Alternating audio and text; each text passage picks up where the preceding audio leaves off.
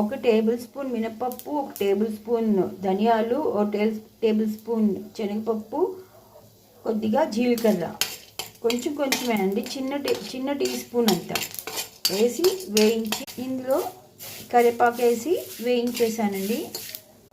టేస్ట్కి తగినట్టు మిరపకాయలు వేసి వేయించుకోవాలి. కరివేపాకు ఇందాక ముందే వేయించి పెట్టుకున్నానండి, ఆ క్లిప్ మిస్ అయింది.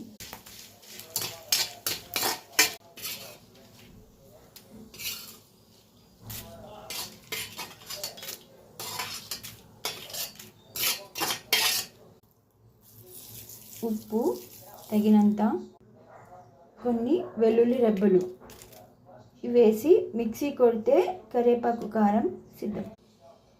మిక్సీ కొట్టి తీసుకొస్తానండి. ఎంత బాగా గుమగుమలు వచ్చేస్తున్నాయండి. ఇవి ఎక్కువ రోజులు ఫ్రెష్గా ఉండవు, ఒక 3-4 డేస్ వరకు గుమగుమలు వస్తాయి. అండ్ ఎయిర్ టైట్ బాక్స్లో పెట్టుకుంటే ఒక 1 వీక్ అలా ఉంటుందేమో, కానీ మోస్ట్లీ కొంచెమే చేసుకుని స్టోర్ చేసుకోవడం బెటర్. అండ్ ఇది హెయిర్ కోసం చాలా మంచిదన్నమాట. హెయిర్ ఫాల్ అనేది కంట్రోల్ అవుతుంది, చాలా వరకు తగ్గిపోతుంది. సో ఇదండి కరివేపాకు కారము.